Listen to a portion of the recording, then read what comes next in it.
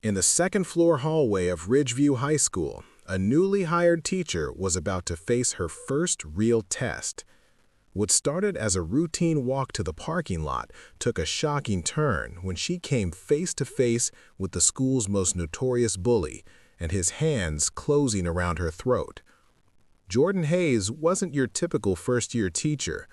For over a decade, she had spent her life as a decorated military police officer in combat zones, known for her tactical precision and an almost supernatural ability to maintain control under life-threatening conditions.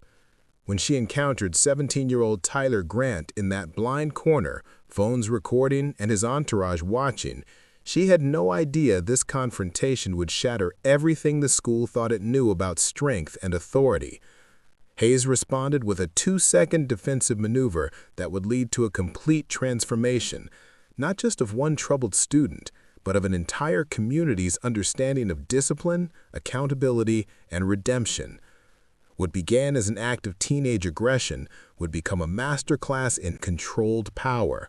The hallways of Ridgeview High would never be the same after witnessing a teacher who chose precision over violence, restraint over retaliation, and ultimately turned a bully's worst moment into his first step toward becoming something better. By the end of that week, Tyler Grant would be calling his mother, not to weaponize her influence, but to apologize through tears for the person he'd become. Before we jump back in, tell us where you're tuning in from, and if this story touches you, make sure you're subscribed, because tomorrow I've saved something extra special for you. The contract felt heavier than it should have. 3 pages of standard district language, a salary figure that made my military pension look generous by comparison, and a dotted line waiting for my signature. I clicked the pen twice, an old habit from briefing rooms where decisions carried weight measured in lives, not lesson plans, and signed my name in the efficient script I'd perfected filling out incident reports at Forward Operating Base Sharana. Jordan Hayes. Miss Jordan Hayes now. Teacher. The secretary slid a laminated faculty badge across the counter, its corner chipped, the lanyard frayed from too many necks. "Welcome to Ridgeview High," she said, her smile not quite reaching her eyes. She held my gaze a beat longer than necessary, and I recognized that look.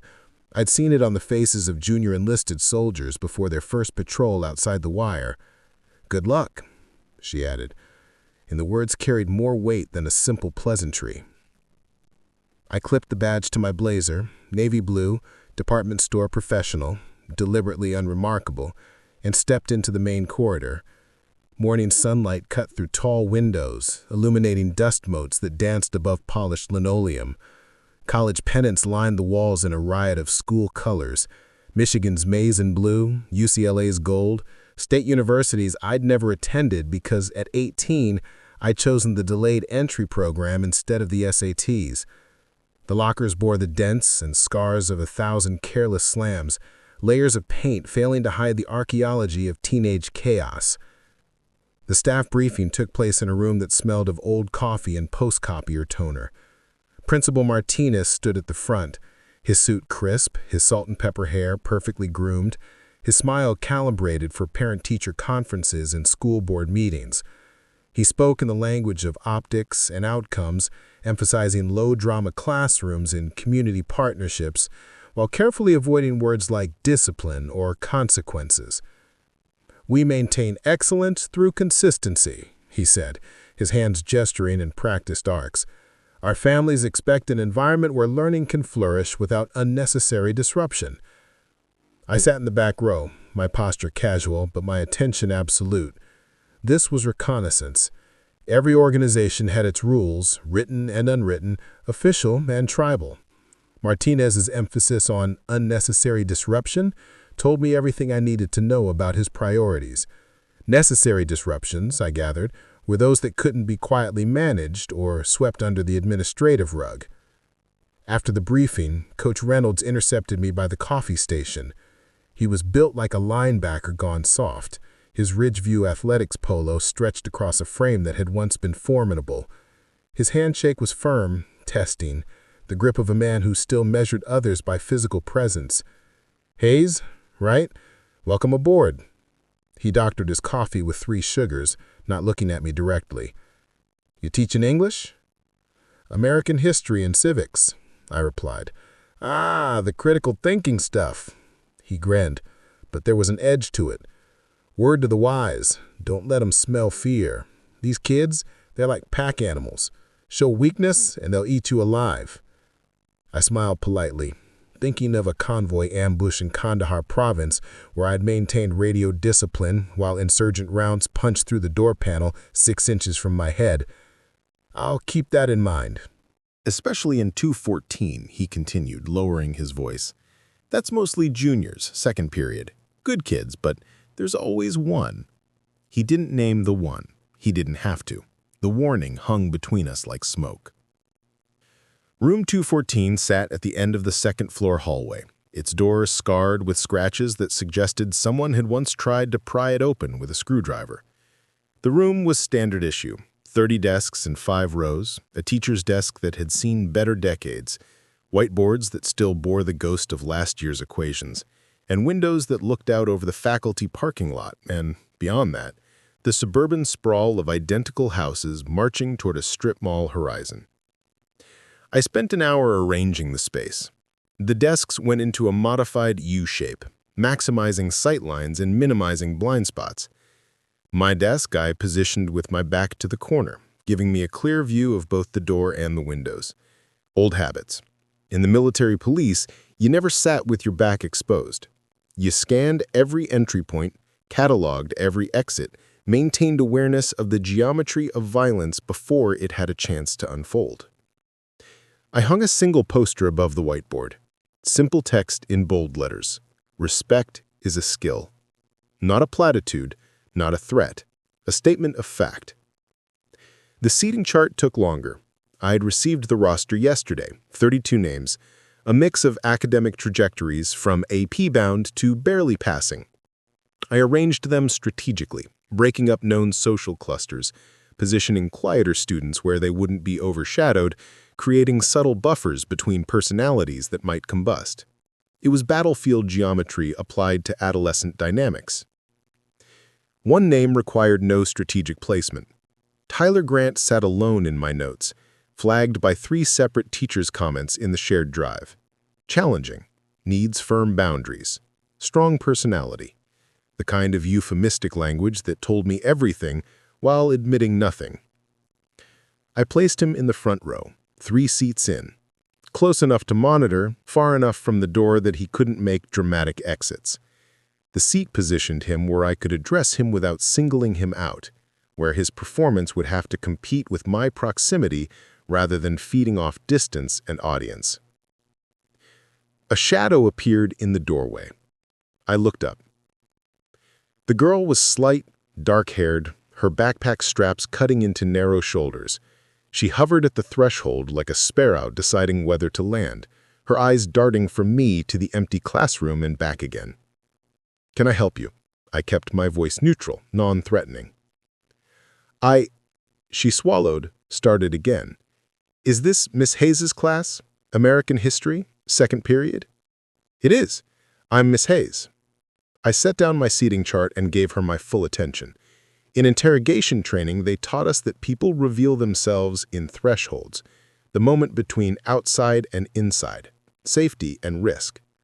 This girl was calculating whether to trust the space. "I'm Serena Kim." She took one hesitant step inside.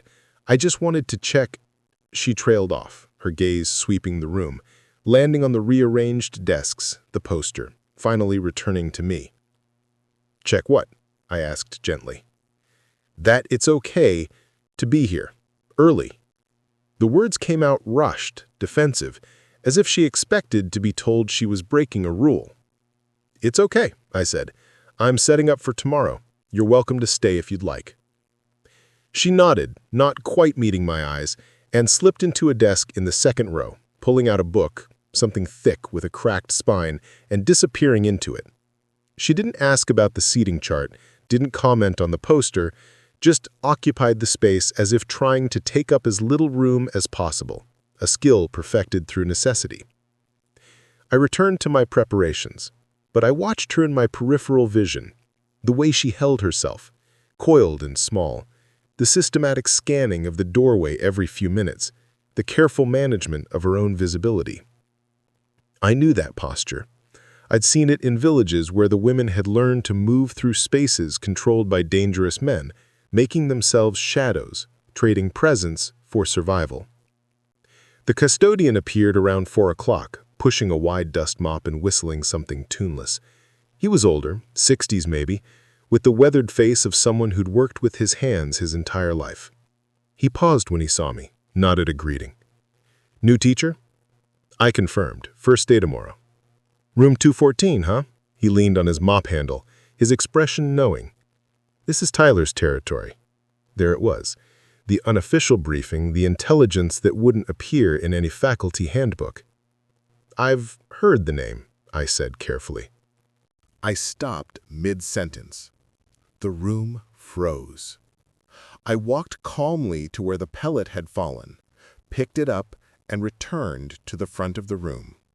I held it up between my thumb and forefinger. "Interesting," I said, as if examining a historical artifact. "Someone in this room just chose to communicate through anonymous projectiles rather than words. That's a choice. And choices have meanings." I turned to the whiteboard and wrote, "Perception check." "Here's what we're going to do," I continued.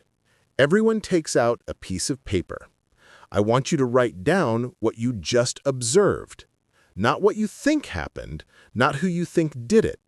Just what you saw, heard, and perceived. This is practice in distinguishing observation from assumption. You have 5 minutes." It was a gambit. I was reframing the incident not as an attack on my authority, but as a teaching moment, transforming Tyler's disruption into curriculum. At the same time, I was creating a record, documentation, witnesses. Students bent over their papers. I watched Tyler. His jaw tightened. He scrawled something quickly, angrily. But he played along because not playing would have meant acknowledging guilt. When I collected the papers, I read a few aloud, anonymously. I saw a paper ball hit the poster. I heard someone laughing in the back right corner. I perceived tension in the room. Facts, observations, the building blocks of evidence. "Good work," I said. "You've just practiced a skill that separates rumor from truth. We'll use this skill a lot this semester." The bell rang. Students filed out, and I heard fragments of conversation. That was weird. "She's different. Did you see Tyler's face?" Tyler lingered, deliberately taking his time packing his bag. When the room had mostly emptied, except for his 2 friends waiting by the door, he stood and looked at me directly. "You think you're clever," he said quietly. "I think I'm your teacher, same as everyone else in this room." He leaned closer, dropping his voice so only I could hear. "We'll see how calm you stay at lunch." Then he was gone, his friends trailing behind him, their laughter echoing in the hallway. I stood alone in the classroom, the perception check papers stacked neatly on my desk, and I thought about threat assessment, about the difference between bluster and genuine danger, about the moment when testing becomes escalation. Tyler Grant was used to getting his way, used to teachers who either feared him or coddled him, who either crumbled under his pressure or enabled his behavior in hopes of avoiding worse. He wasn't used to someone who'd been trained to recognize patterns of aggression, to de-escalate without surrendering ground, to maintain composure under conditions far more threatening than a teenager's bruised ego. I picked up my phone and sent a brief email to Principal Martinez. First day incident report to follow. Student boundary testing managed successfully. Situation stable. Then I deleted the draft 3 times before sending it because I knew Martinez would read incident report as problem and stable as potential liability. But I sent it anyway. Documentation mattered. The paper trail mattered. Because I'd learned the hard way that authority without accountability was just power, and power without discipline was just tyranny. I had 3 more periods that day. They went smoothly. News traveled fast, and students came in already recalibrated, understanding that this classroom had rules that would be enforced and boundaries that would be maintained. But between periods, I caught whispers. Tyler's name repeated like a weather warning. He's pissed. Lunch is going to be crazy. Someone's getting their ass kicked. I ate lunch in my classroom, door open, visible but separate. I wasn't hiding. I was establishing that I existed outside the ecosystem of cafeteria politics, that I was available but not participating in their social hierarchies. Serena appeared in my doorway at 11:42. "Miss Hayes?" "Serena, come in." She approached hesitantly, clutching her lunch bag. "I just wanted to say thank you for earlier when Tyler—" "I don't need you to thank me for doing my job, but I appreciate you showing up." She nodded, started to leave, then turned back. "He's going to come after you, Tyler. He doesn't like people who don't play his game." "I know," I said. "You're not scared?" I considered the question. Fear was useful. Fear kept you alert, kept you prepared. But fear that paralyzed, fear that controlled your decisions, that was the enemy. "I'm cautious," I said. "There's a difference." She smiled, small and uncertain, then left. I spent the rest of lunch reviewing the school's disciplinary policies, the protocols for physical altercations, the phone tree for security and administration. Preparation wasn't paranoia. It was professional practice. At 3 o'clock, the afternoon bell rang, and I taught 2 more periods of American history without incident. At 3:02, I packed my bag and locked my classroom.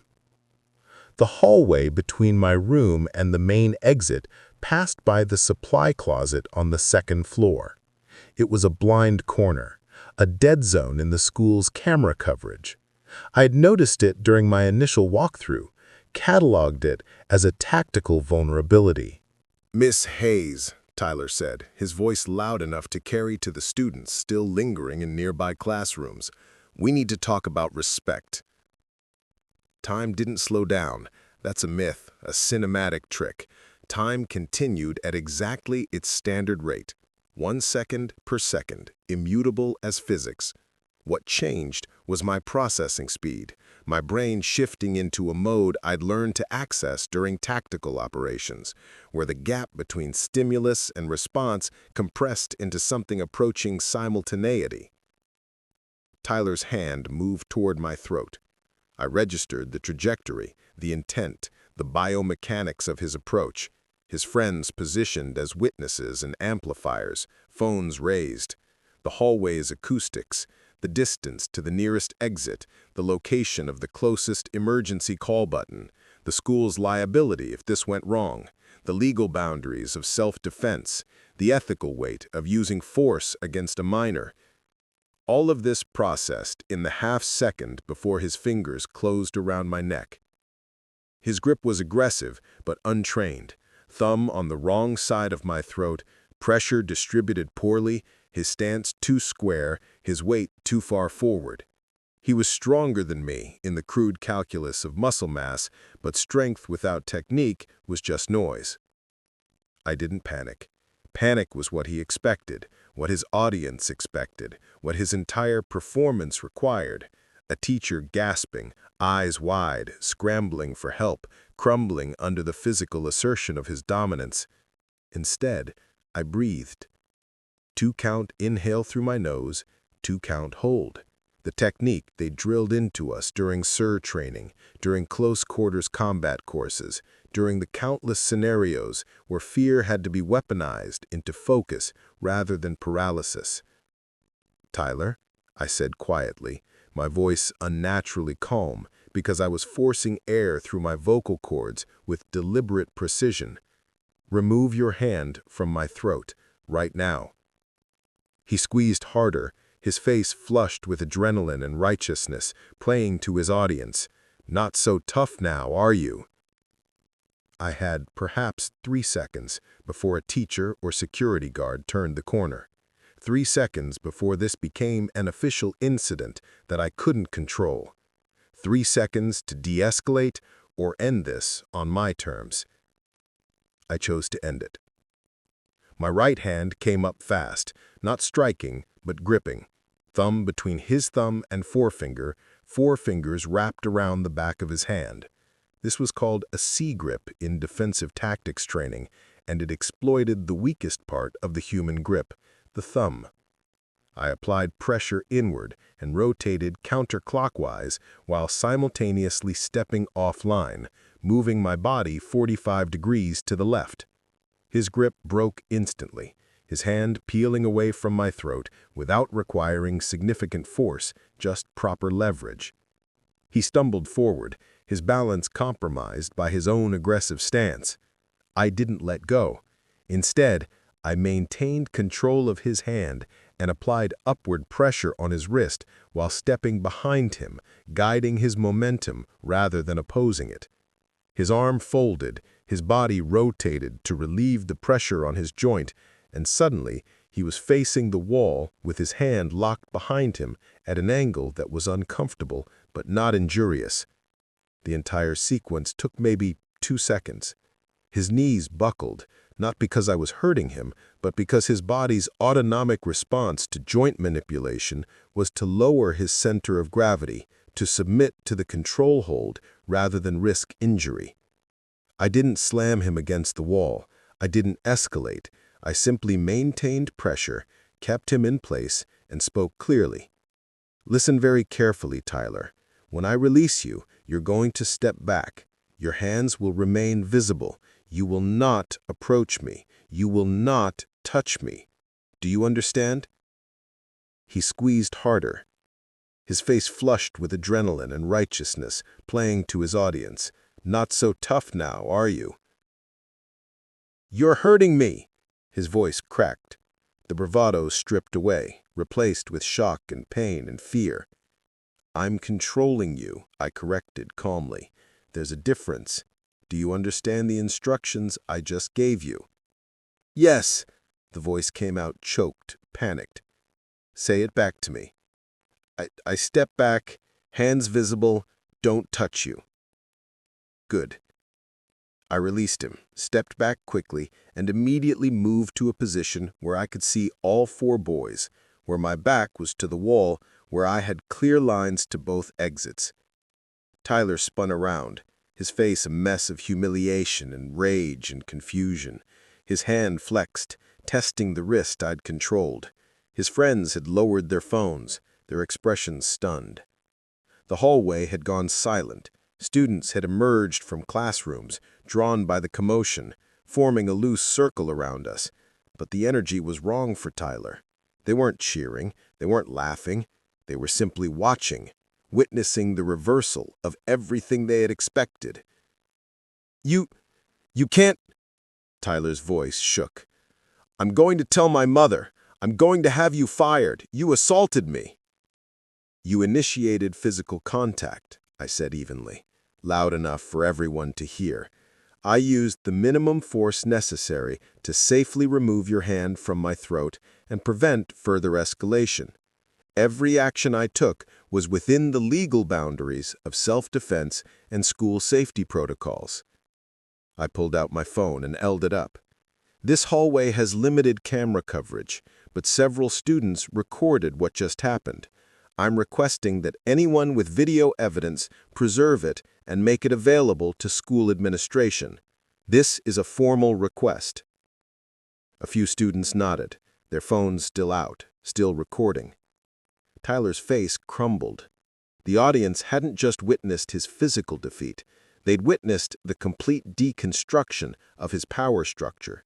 He'd grabbed a teacher's throat in an act of ultimate intimidation, and instead of crushing her, he'd been methodically disarmed, controlled, and lectured on proper procedure.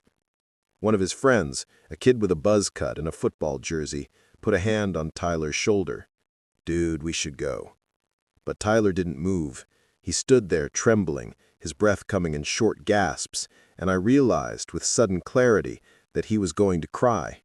Not the manipulative tears of a child trying to avoid punishment, but the real, uncontrollable sobbing of someone whose entire understanding of the world had just shattered. I didn't mean," he choked out. "I was just—" "We'll discuss this in the principal's office," but I said it with a gentler voice, because I recognized the signs of a complete psychological break. "Right now, you need to breathe. In through your nose, out through your mouth. Slow and steady." He tried to follow the instruction, his chest heaving, his eyes red. Security arrived. Mr. Patterson, the school resource officer, his radio crackling. He took in the scene with a practiced eye. Me standing calmly with my back to the wall, Tyler barely holding himself together, the crowd of students with their phones. "Ms. Hayes, what happened here?" Tyler initiated unwanted physical contact by grabbing my throat. I used defensive tactics to safely remove his hand from my throat and prevent further escalation. Every action I took was within the legal boundaries of self-defense and school safety protocols. Patterson looked at Tyler. "Is that true, son?" Tyler nodded, miserably. "All right," Patterson said heavily. "Let's all head down to the office. You students," he raised his voice, addressing the crowd, "clear the hallway. Show's over." The crowd dispersed slowly, reluctantly, already pulling out phones to text what they'd witnessed, to feed the school's rumor mill with actual facts for once. Tyler's phone buzzed. He pulled it out with shaking hands, looked at the screen, and his face went even paler. Whoever was texting him, the message wasn't supportive. As we walked toward the administrative offices, me, Tyler, Patterson, and Tyler's 3 shell-shocked friends, I felt the adrenaline beginning to ebb, leaving behind the familiar hollow exhaustion that followed any use of force, even minimal, even justified. I'd wanted a quiet life, a classroom where I could teach history and critical thinking without having to apply combat techniques. But I'd also known, even as I'd signed that contract, that teaching wasn't truly separate from everything I'd learned in uniform. That discipline, respect, boundaries, accountability, these weren't abstract concepts. They were daily practices, skills that had to be taught and reinforced, and sometimes, when words failed, physically demonstrated. Tyler walked ahead of me, his shoulders shaking, his hands still flexing unconsciously, testing the joint I'd manipulated. He'd learned something today, the hard way, the only way some lessons could be learned. The question now was what he'd do with that knowledge. Whether he'd double down, call lawyers, try to spin this into a story where he was the victim, or whether, maybe, he'd finally understand that strength, real strength, wasn't about domination. It was about knowing when and how to exercise control, and choosing restraint even when force was available. We turned the corner toward the principal's office, and I squared my shoulders, preparing for the next battle, the one fought with bureaucracy and liability concerns and parents who'd never learned the lessons their children needed. But I wasn't afraid. I'd faced worse. Principal Martinez's office smelled of leather cleaner and anxiety. He sat behind his mahogany desk, fingers steepled, his expression carefully neutral as I laid out the incident report I'd typed during my planning period. 3 pages, no adjectives, just actions, timestamps, locations, and observable facts. "Miss Hayes," Martinez began, his voice measured, diplomatic, "I appreciate your thoroughness, but I'm concerned about the optics here." The optics of a student assaulting a teacher. I kept my tone professional, but I let the word assault land with full weight. He winced. That's a very strong term. Tyler's parents, the Grants, are prominent members of our school community. Mrs. Grant sits on the board. Mr. Grant is a partner at Morrison & Keller. They've been very generous to our athletics program. None of which changes what happened in that hallway. He shifted in his chair. What I'm suggesting is that we handle this in-house. A quiet resolution. Tyler suspended for a few days, maybe some community service, counseling. No police report, no formal charges. These things can escalate quickly, and litigation is... Principal Martinez, I interrupted, gently but firmly. I've already requested that security preserve the hallway camera footage from the second floor. I've also asked students with video evidence to save their recordings. I've documented my defensive actions and the rationale behind them. This isn't something that can be quietly managed. It's something that needs to be properly addressed. His jaw tightened. You're making this a difficult position. Tyler put himself in this position when he grabbed my throat. I'm just ensuring there's accountability. We stared at each other across his desk, and I understood with perfect clarity that Martinez wasn't worried about justice. He was worried about donors, about his carefully maintained relationships with powerful families, and about the school's reputation in a community where scandal meant declining enrollment. I want Serena Kim to be allowed to submit a witness statement, and I want a formal disciplinary hearing, not a backroom deal. Martinez's phone buzzed. He glanced at it, and something in his expression shifted. Resignation, perhaps, or calculation. Mrs. Grant is already calling. She wants a meeting tomorrow morning. Then we'll meet tomorrow morning. But the incident report stands, and Tyler's suspension is immediate pending the hearing. He nodded slowly, defeated by documentation and procedure. You're not making this easy, Miss Hayes.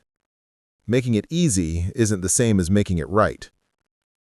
As I left his office, I passed Tyler in the waiting area.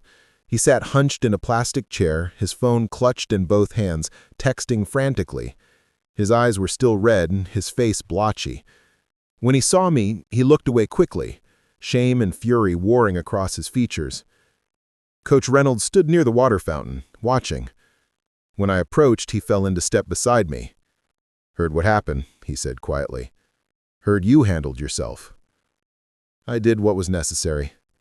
He studied me with new eyes, seeing past the department store blazer to something underneath. You've got training, real training, not just some weekend self-defense seminar. I do. Military? I nodded once, not elaborating. He whistled low. Tyler picked the wrong teacher to test. Then, after a pause, what you did was clean, controlled. Most people would have panicked or overreacted. You did neither. Control is the whole point. Otherwise, it's just violence.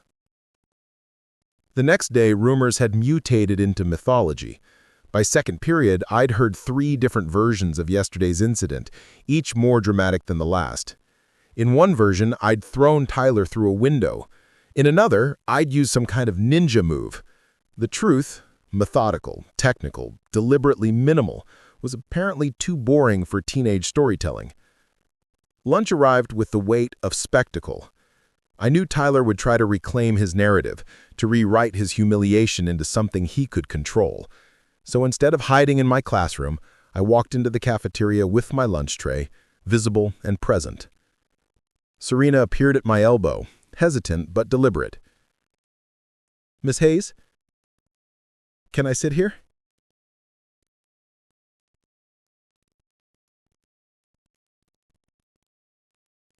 Of course. She set down her lunch, and 2 other students followed. Quiet kids I recognized from my classes, the ones who usually made themselves invisible. We weren't hiding. We were establishing that this space could be different, that proximity to me didn't mean danger. Tyler entered the cafeteria like a performer taking the stage. He was loud, gestural, surrounded by his usual entourage. He launched into a retelling of yesterday's events. his voice carrying across tables, rewriting the script to position himself as the victim of excessive force. I didn't interrupt. I simply ate my lunch, occasionally responding to Serena's quiet questions about the homework assignment. When Tyler noticed me, his performance faltered. He started walking toward my table, chest puffed, ready for another confrontation. I set down my fork and looked directly at him. "Tyler, we have a scheduled meeting this afternoon in the principal's office. We'll discuss everything there, not here." The cafeteria had gone completely silent. Everyone was watching, waiting for the collision. But I'd removed the fuel for his fire. No audience participation, no emotional reaction, just a factual statement redirecting him to the proper channel. He stopped mid-stride, uncertain. The script he'd prepared didn't work if I refused to play my assigned role. "I just wanted to say," he began. "After school, in the office, with proper witnesses and documentation." Serena stood suddenly, pulling a piece of paper from her backpack. "Miss Hayes asked us to help post these," she said, her voice wavering but audible. She held up a simple sign. Phones down, witnesses up. 2 other students stood with her, each holding a similar sign. It was a small thing, barely a gesture, but it changed the physics of the room. Tyler's performance required phones, required recording, required the viral spread of his curated version of events. By explicitly naming that dynamic, we'd made it visible, awkward, impossible to ignore. Tyler's face flushed. He looked around, searching for support, but his friends were suddenly very interested in their food. The crowd that had been leaning in moments before had subtly shifted, creating distance. He turned and walked away, shoulders tight, defeated not by force, but by the simple removal of his stage. Mrs. Grant arrived in a cloud of expensive perfume and barely contained fury. She was immaculate, tailored suit, perfect makeup, diamond studs that probably cost more than my monthly salary. She swept into the conference room like she owned it, which, given her position on the school board, wasn't far from the truth. "This is absolutely unacceptable," she began, before anyone had even sat down. "My son has been physically assaulted by a member of your staff, and I expect immediate termination and a formal apology." I remained standing until she'd finished, then calmly placed a folder on the conference table. "Mrs. Grant, I understand you're upset. Please sit down so we can review what actually happened." She glared at me, but Martinez gestured toward a chair with the desperate expression of a man caught between opposing forces. I opened the folder. Inside were printed screenshots from the hallway camera, grainy but clear enough. Tyler's hand on my neck, my defensive response, the aftermath. "At 3:17 p.m. yesterday, your son approached me in the second-floor hallway and placed his hand on my throat in what I assessed as an aggressive and threatening manner. I used minimal defensive force to disengage safely. I did not strike him. I did not injure him. I controlled the situation using proper technique specifically designed to prevent escalation." Mrs. Grant's eyes widened as she looked at the images. He wouldn't," I continued quietly. "There's also video from multiple student phones, all showing the same sequence of events." Martinez cleared his throat. "We're proposing a disciplinary hearing with several options for resolution, including counseling, community service, and a formal behavior contract." Mrs. Grant's composure cracked. I don't understand why he would." For the first time, I heard genuine confusion in her voice rather than righteous anger. She was seeing something she hadn't expected, evidence that contradicted her fundamental understanding of her son. "Mrs. Grant," I said gently, "Tyler needs help, not protection from consequences, but actual help learning how to manage his behavior and understand boundaries. I'm not interested in punishing him. I'm interested in making sure this never happens again to me, to another teacher, or to another student. She looked at me then, really looked, and I saw the moment when her mask of indignant certainty slipped. What do you suggest? Accountability, I said. Real accountability. And support to help him change. The gym after school smelled of sweat and floor wax. Coach Reynolds had agreed to supervise what I was calling a conflict resolution skills workshop, although it was really something else entirely. A chance to reframe strength, to show Tyler and anyone else watching that control was a discipline, not a weapon. Several teachers had shown up, curious. Serena stood near the bleachers, watching, and Tyler sat on a bench, his posture sullen but present because the alternative was formal suspension. Strength without control is just chaos, I began, addressing the small group. Today, we're going to practice something different. Not how to hurt people, but how to protect yourself and others without causing unnecessary harm. I demonstrated a simple breakaway technique, the same one I'd used on Tyler, but slower, explained step by step. The biomechanics, the pressure points, the reason it worked. Coach Reynolds watched with professional interest, occasionally asking technical questions. I could see him reevaluating everything he thought he knew about physical confrontation. Then, I did something unexpected.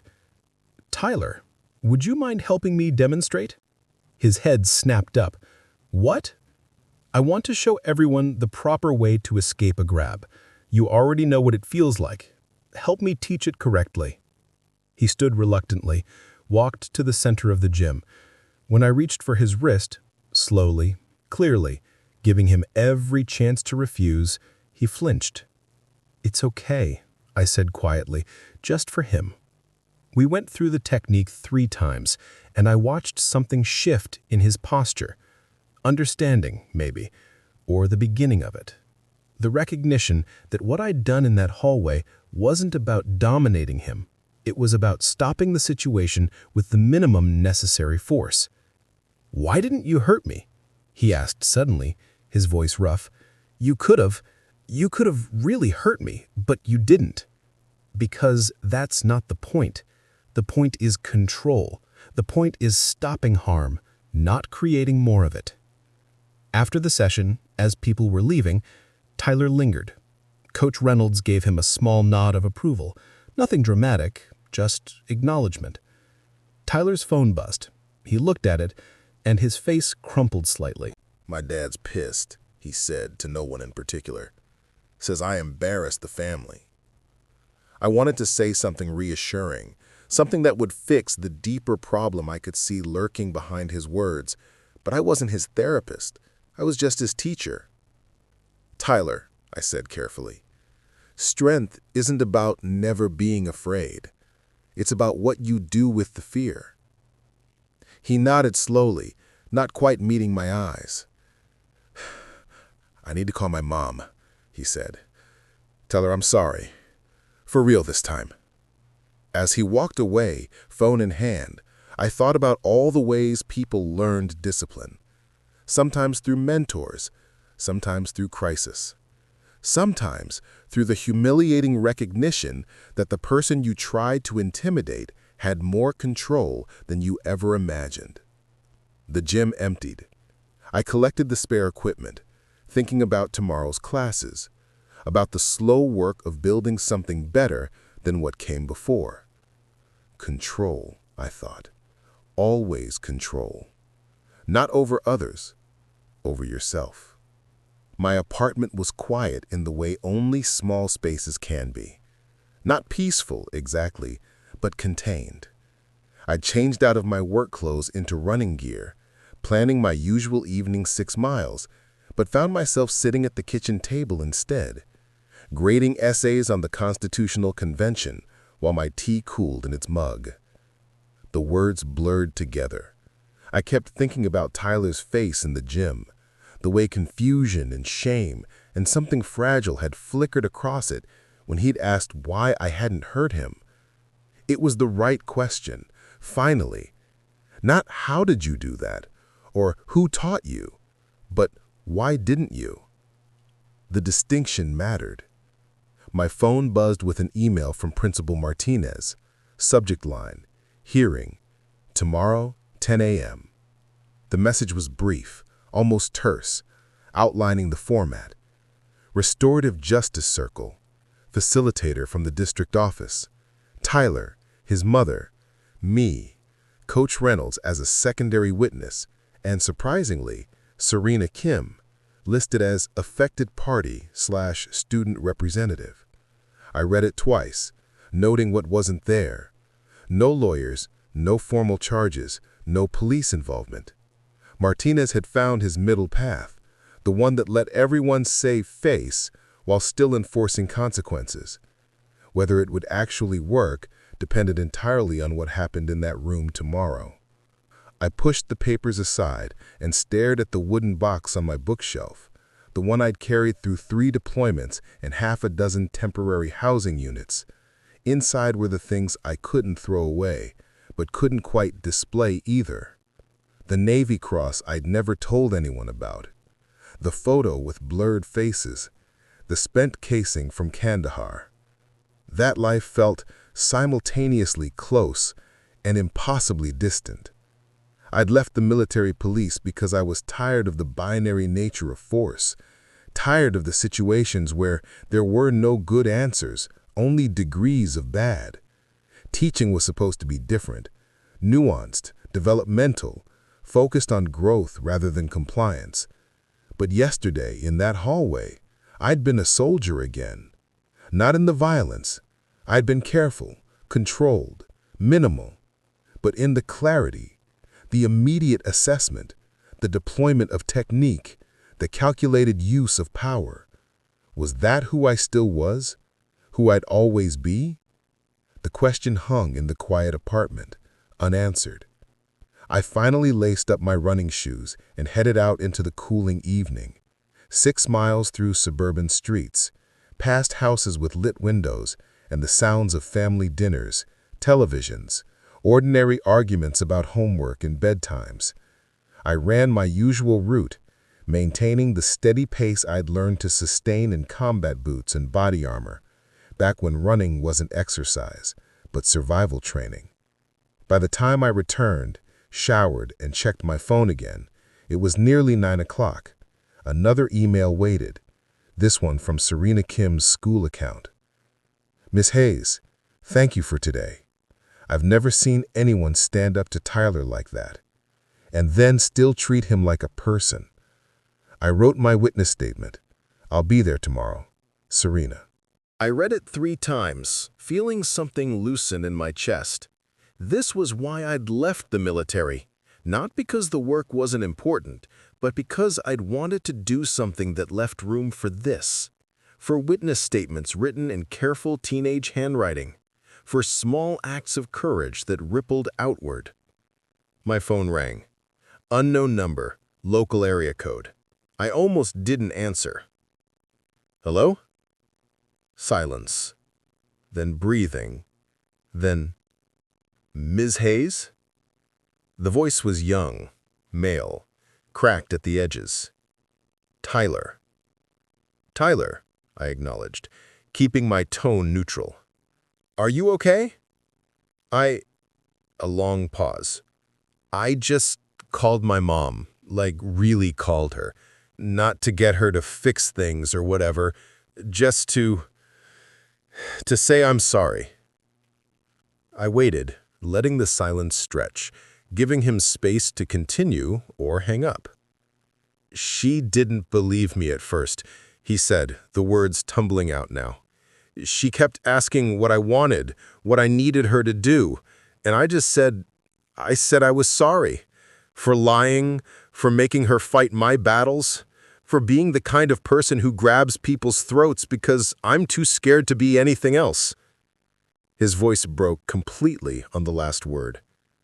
That took courage, I said quietly. Real courage. I'm so tired, he said, and he sounded it, exhausted in the way that comes from finally putting down a weight you've been carrying so long you forgot it wasn't part of your body. I'm tired of being angry all the time. Tired of pretending I'm tough when I'm just scared. Scared of what? Of being nothing. Of not mattering. Of being weak, like my dad always says. And there it was, the thing beneath the bravado, beneath the violence, fear wrapped in aggression, a boy trying to become the kind of man he'd been taught to admire, even as it destroyed him. Tyler, listen to me, I said, choosing my words carefully. Strength isn't what you think it is. It's not domination. It's not never being afraid. It's doing the right thing even when you're terrified. It's apologizing even when it's humiliating. It's changing even when staying the same feels safer. Like you did yesterday? His voice was small. When you could have really hurt me but didn't? Exactly like that. I was afraid too, but I chose control. I chose the minimum necessary force. That's what real strength looks like. He was quiet for a long time. I could hear traffic in the background, suggesting he was outside somewhere, away from listening ears. Tomorrow's gonna suck, he said finally. Probably, but you'll get through it. And on the other side, you'll be someone different, someone better. How do you know? Because you called your mother and told her the truth. Because you're having this conversation right now instead of doubling down. Because you're choosing something harder than anger. Another silence, this one thoughtful rather than painful. "Thank you, Miss Hayes," he said, "for not giving up on me. Even after, I confirmed. See you tomorrow, Tyler." After he hung up, I sat in my quiet apartment for a long time, thinking about the strange paths that led people to teaching, about the skills we carry from previous lives, about the ways violence and compassion could exist in the same hands if those hands were disciplined enough to choose wisely. Tomorrow would be difficult. There would be tears, probably, anger, the hard work of accountability and restoration. But tonight, a 17-year-old boy had called his mother and apologized, had called his teacher and admitted he was scared. That was enough. That was everything. The library's glass-walled conference room felt simultaneously too exposed and too intimate. Someone had arranged 8 chairs in a circle. Not rows, not a boardroom setup, but a deliberate geometry of equality. No head of the table. No power positions, just a circle that forced everyone to face each other. I arrived early, as was my habit, and found Serena already there, sitting with perfect posture, her hands folded in her lap, her expression calm but alert. She looked up when I entered and offered a small, nervous smile. "Ready?" I asked. "No," she said honestly, "but I'm here anyway." That's the only kind of ready that matters. The facilitator arrived next, a woman in her 50s named Dr. Chen, with kind eyes and the manner of someone who'd spent years navigating difficult conversations. She carried a folder and a quiet authority that had nothing to do with force. "Miss Hayes, I'm Lisa Chen. I'll be guiding today's process." We shook hands. The goal here isn't punishment. It's understanding, accountability, and repair. Everyone will have a chance to speak. Everyone will be heard. Agreed? Agreed. Principal Martinez appeared in the doorway, looking uncomfortable in the way administrators often do when forced to confront problems rather than delegate them. Coach Reynolds followed me, nodding at me with newfound respect. Then Mrs. Grant entered with Tyler. She looked different than she had yesterday. Less armor, more vulnerability. Her makeup was simpler. Her suit was elegant but not intimidating. And most significantly, she held Tyler's hand, not to drag him along, but to steady him. Tyler's eyes were red-rimmed, his shoulders hunched.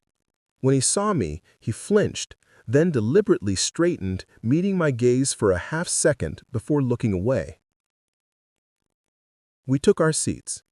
The circle felt both too large and too small, creating an intimacy that made pretense impossible. Dr. Chen began with a brief explanation of the process, establishing ground rules. Speak from personal experience, use I statements, no interrupting, no phones. Then she turned to Tyler. Tyler, would you like to start by describing what happened from your perspective? He swallowed hard, his hands clenched in his lap. Mrs. Grant squeezed his shoulder gently. His voice cracked. He tried again. I grabbed Miss Hayes' throat in the hallway, on purpose, because I wanted to make her scared, because I thought... He trailed off, struggling. Because you thought what? Dr. Chen prompted gently. Because I thought that's what being strong looked like, making people afraid, making them back down. My whole life, that's what I've seen work. My dad, He stopped abruptly, glancing at his mother. Mrs. Grant's face was carefully controlled, but I saw pain flicker across it. Tyler continued, quieter now. I thought if I could make the new teacher break, everyone would know I was still in control. But I was wrong. About everything. What do you understand differently now? Dr. Chen asked. That she could have really hurt me. Tyler looked at me directly for the first time. Miss Hayes, you could have broken my wrist or slammed me into the wall or done something that would have put me in the hospital. But you didn't. You used exactly enough force to make me stop and not an ounce more. His voice steadied as he spoke, gaining conviction. And that's what real strength is, not making people afraid, but having power and choosing not to abuse it. The room was silent. Serena had tears on her cheeks. Coach Reynolds nodded slowly, his athletic understanding of dominance recalibrating in real time. Dr. Chen turned to me. Miss Hayes, would you like to respond? Tyler, I accept your understanding of what happened. I also want you to know that what you did was serious, not just because of the physical Contact, but because of what it represented. You tried to use force to establish dominance over someone in a position of authority, in a space where students should feel safe. He nodded, not defending himself. But I also believe you're capable of change, I continued. That this doesn't have to define who you are. The question is, what are you willing to do to prove that? Anything, he said immediately. I'll do whatever it takes. Dr. Chen guided us through the next hour with careful precision. Tyler apologized to Serena for months of bullying she endured. Serena, her voice shaking but clear, described what it was like to be afraid every day, to make herself small, to surrender space she had every right to occupy. Mrs. Grant spoke too, her composure fracturing as she admitted she'd enabled Tyler's behavior, had shielded him from consequences because she thought protection was love. I wanted him to be strong, she said, her voice thick with unshed tears, but I taught him to be cruel instead. That's on me as much as it's on him. Coach Reynolds offered a perspective I hadn't expected. I've seen a lot of kids who confuse aggression with strength. Tyler, you've got athleticism, you've got presence, but until yesterday, you never learned discipline. Real discipline. The kind Ms. Hayes showed when she controlled you without hurting you. That's what I want to teach from now on.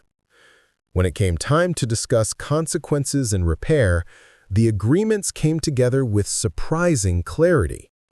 Tyler would attend 8 weeks of anti-bullying workshops, co-facilitated by Coach Reynolds. He would complete 60 hours of campus service. He would write a detailed reflection on what he'd learned and share it with the freshman class as part of their orientation. He would be on behavioral probation for the remainder of the year, with clear metrics and check-ins.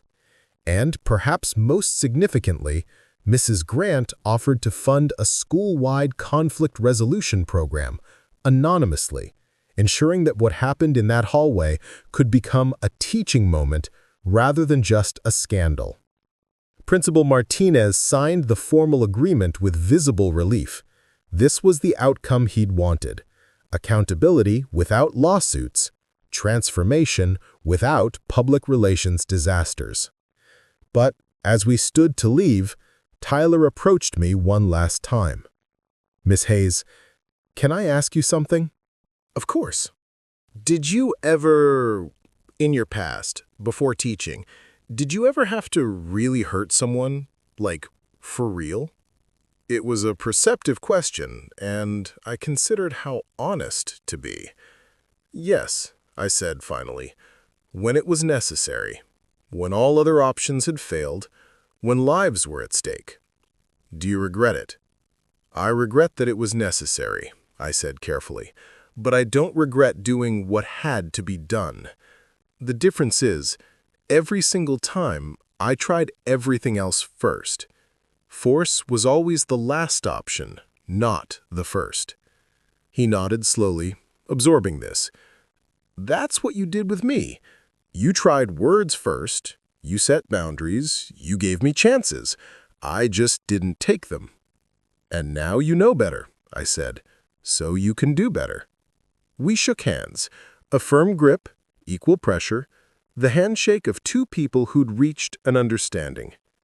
As I left the library, I passed the "Respect is a skill" poster I'd hung in my classroom that first day. Someone had added signatures around the edges, students claiming the concept, making it theirs. The transformation had begun, not just Tyler's, but the whole ecosystem's. 3 weeks later, the hallways of Ridgeview High felt different. Not dramatically transformed, not suddenly perfect, but shifted in subtle ways that mattered. Students moved with slightly less aggression, voices were fractionally quieter, the chaos was still there, teenage energy was eternal, but it had modulated into something more controlled.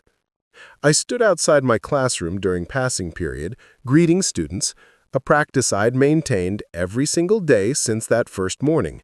Most responded now, some with actual warmth, others with the grudging acknowledgement of authority they'd learned to respect, if not love. Tyler passed by with his usual group, but the dynamic had changed. He wasn't leading from the front anymore, wasn't commanding attention. Instead, he moved as part of the group rather than above it. When he saw me, he nodded, a small gesture, but genuine. "Miss Hayes?" "Tyler, how's the workshop going?" "Hard, but good. Coach Reynolds doesn't let me get away with anything." "That's his job." "Yeah." He hesitated, then added, "We're teaching the freshmen next week, the anti-bullying stuff. I'm nervous." "You should be," I said, not unkindly. "It means you care about doing it right." He smiled, uncertain, but real, and continued down the hallway.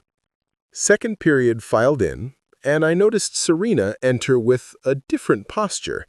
Not hunched, not apologetic.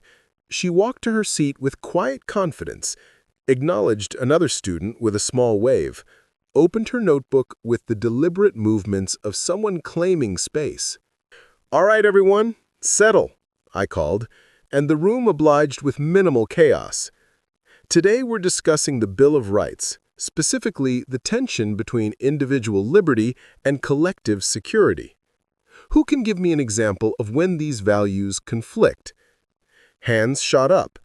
We'd built this over weeks, a classroom culture where participation was expected, where smart answers were celebrated, where wrong answers were treated as learning opportunities rather than failures. The discussion flowed naturally. students building on each other's ideas, respectfully disagreeing, citing evidence, thinking critically. This was what I'd hoped for when I'd signed that contract. Not perfect compliance, but engaged minds, developing skills that would serve them long after they forgot the specific dates and names. At lunch, I sat in the teacher's lounge instead of my classroom. Coach Reynolds looked up from his sandwich. "Hayes, you coming to watch Tyler's freshman workshop presentation next week? Wouldn't miss it." "He's actually pretty good at it," Reynolds said, sounding surprised. "Kid's got natural leadership qualities when he's not being an asshole. Who knew?" "I did," I said simply. "Yeah, I guess you did. Hey, can you run another one of those defensive tactics sessions? Some of the other teachers are asking. They want to know what you know." I considered it. The request was well-intentioned, but I was wary of becoming the teacher who knows combat stuff, rather than just a teacher. My past wasn't a party trick or resume booster. It was just part of who I'd been. "Maybe," I said. "Let me think about it." The afternoon passed in the rhythm I'd learned to anticipate. Third period's energetic chaos, fourth period's sleepy post-lunch fog, the final bell's relief. As students flooded toward freedom, I tidied my classroom, erasing the whiteboard, straightening desks, preparing for tomorrow. The "Respect is a Skill" poster now bore dozens of signatures, colorful additions that had transformed it from my statement into our collective commitment. I traced a few of them with my finger. Serena's careful script, Tyler's surprisingly neat handwriting, names of students I'd never have expected to engage. A knock at the door. I turned. Mrs. Grant stood in the doorway, looking uncertain in a way I'd never seen during our contentious first meeting. "Miss Hayes, do you have a moment?" "Of course. Come in." She entered hesitantly, glancing around the classroom as if seeing it for the first time. Her gaze landed on the poster, on her son's signature, and something in her expression softened. "I wanted to thank you," she said quietly, "for not giving up on Tyler, for seeing something in him that I'd stopped seeing." "You were protecting him," I said. "That's what parents do." "I was enabling him," she corrected. "There's a difference. I know that now." And she paused, gathering courage. "I've started family counseling, Tyler and me, and eventually his father, if he'll come. We're trying to understand how we got here, how we created someone so angry." "That takes courage," I acknowledged. "So does what you did," she said, meeting my eyes fully. "In that hallway. You could have hurt him badly. You could have pressed charges, destroyed his record, made this about revenge. Instead, you made it about teaching, even when he least deserved it." I didn't know what to say to that, so I said nothing. "The anti-bullying stuff you mentioned, it's getting approved next month, and I'm going to serve on the implementation committee, using my actual name this time, being visible about supporting this kind of change. That will make a difference," I said sincerely. She nodded, then turned to leave. At the door, she paused. "Miss Hayes, whatever you did before teaching, whatever made you able to handle Tyler the way you did, I'm grateful you brought those skills here, to this place, to my son." After she left, I stood alone in my classroom, watching the afternoon light slant through the windows, dust motes dancing in the golden beams. My phone buzzed. An email from Principal Martinez. "Miss Hayes, your first evaluation is scheduled for next month. Based on initial observations and recent events, I anticipate excellent results. Thank you for your professionalism. RM." I smiled slightly. Martinez had found his comfortable narrative, the successful resolution of a potential crisis, a teacher who handled a difficult situation with grace, everyone looking good in the annual report. But the real story was smaller, quieter. A boy learning to apologize, a girl finding her voice, a mother recognizing her complicity, a coach understanding that strength meant more than physical dominance. I locked my classroom door and walked toward the parking lot, passing students who no longer looked at me like I was prey or adversary, but just another teacher doing her job. My phone buzzed again. This time, a text from an unknown number. "Miss Hayes, this is Tyler. Just wanted to say, I didn't think I could change, but I'm trying. Thanks for making me try. TG." I stopped in the middle of the hallway, reading the message twice, feeling something warm and solid settle in my chest. This was why I'd left the military. Not because the work there wasn't important, but because I'd wanted to do something that left room for this, for transformation, for second chances, for the slow work of teaching people to be better than they'd been before. I texted back, "Keep trying. That's all any of us can do." As I drove home through familiar suburban streets, I thought about hidden strength, the kind that doesn't announce itself, doesn't perform, doesn't nominate, the kind that shows up consistently, sets boundaries without cruelty, exercises control without violence, the kind that teaches rather than destroys. Tomorrow I'd be back in that classroom. There would be new challenges, new students testing boundaries, new opportunities to either react with force or respond with discipline. But tonight, I'd run my 6 miles, grade papers, prepare lessons, and sleep the dreamless sleep of someone who'd found their purpose in an unexpected place. Strength doesn't announce itself. It just keeps showing up, day after day, choosing control over chaos, teaching over punishing, growth over revenge. I'd learned that in the military, but I was perfecting it here in room 214, one student at a time. The door would click shut tonight, only to open again tomorrow. Ready. Up next, we have 2 more incredible stories that are waiting for you. Just click the image you want to watch, and it will take you there. If you enjoyed this video, make sure to subscribe. It would mean a lot.